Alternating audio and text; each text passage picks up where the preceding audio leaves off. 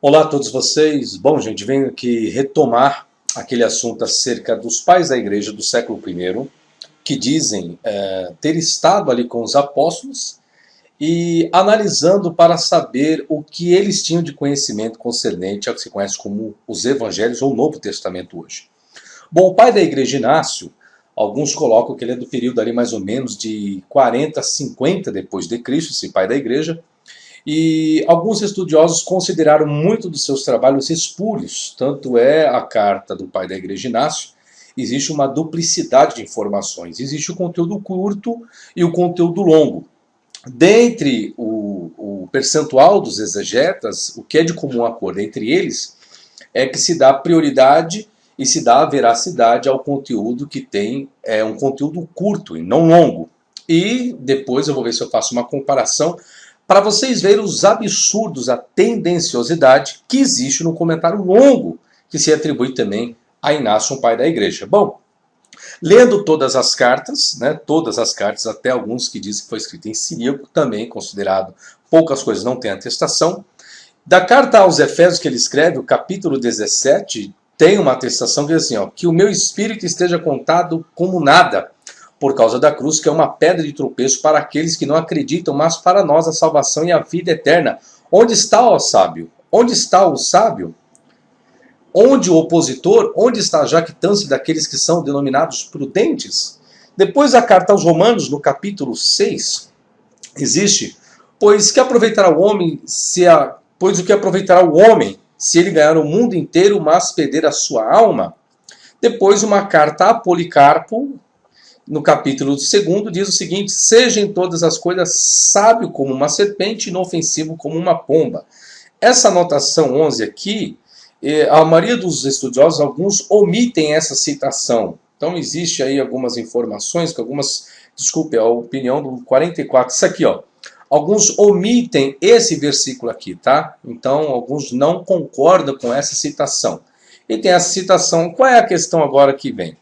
Quando os pais da igreja querem citar o que alguém escreveu, eles fazem até menção do nome. Fora isso, eles citam. Aí a pergunta se faz o seguinte: essa citação como essa, sábio como uma serpente, não ofensivo como uma pomba. O que está ali no evangelho como Jesus tivesse dito essa referência.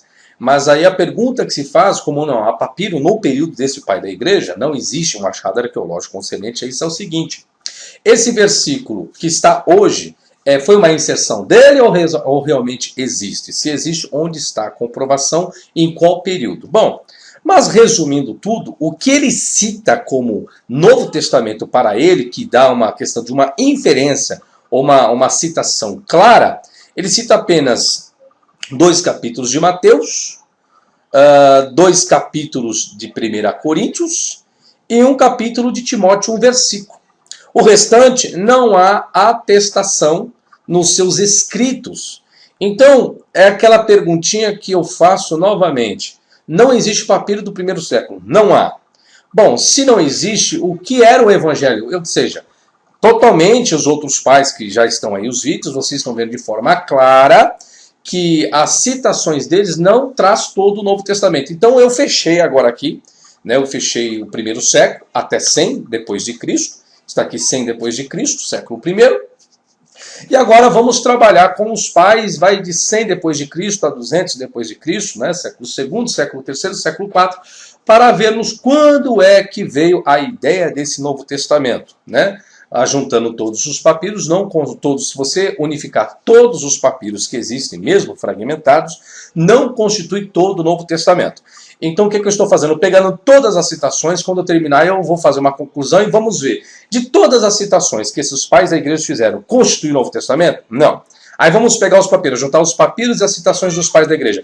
Constitui o Novo Testamento? Também não. Aí é onde que eu vou chegar na pergunta. Então, como que o Cotes, no século IV, chegou completo, se ajuntando os papiros e as citações dos pais da igreja, não constitui o Novo Testamento? De que forma chegou? Por intermédio do quê? Por quem veio? Essa é a questão para nós chegarmos nessa Bíblia atual, traduzida em português. Como que nós temos a Bíblia em português? Temos ela como uma verdade, como uma inspiração, e alguns até falam, não, mas se Deus não quisesse... Então não é uma questão apelativa, não estou utilizando uma conotação apelativa, é uma investigação científica que eu estou fazendo. Então é isso que eu quero chegar. A fé de cada um é de cada um, mas a questão, a prova, os documentos. Os documentos existentes aprovam e atestam essa Bíblia hoje, né? De todos os livros do Novo Testamento, todos os capítulos, todos os versículos. Se atestar, bom. E se não atestar? E se não atestar? Aí está a questão.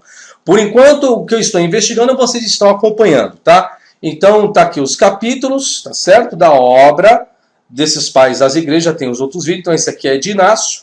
E agora eu vou pegar, talvez, o pai da igreja Irineu, que tem um vasto conteúdo, e vamos ver se todas as citações que Irineu faz, concernente ao Novo Testamento, se tem como constituir esse Novo Testamento, tá certo? Lembrando, senhores, vocês querem saber sobre as deturpações, realmente, o que foi deturpado em esse todo o Novo Testamento, entra no meu site www.professorfabiosabino.com.br. Quando você entrar no meu site, tem um botão escrito Deturpações do Novo Testamento. Você clica lá, você vai ver lá várias figuras, a deturpação de Mateus até o Apocalipse. Embaixo tem uma setinha. Clica naquela setinha e você vai ver o folder lá, tá? Série de Deturpação do Novo Testamento, que é em 8 DVDs, tá certo? Então você entra lá no meu site, vê lá os produtos. Não tem só esse, tem muitos mais outros produtos lá que você pode ver e pode obter um pouco mais do conhecimento, ok? Então, sucesso a todos vocês, até a próxima e tchau, tchau.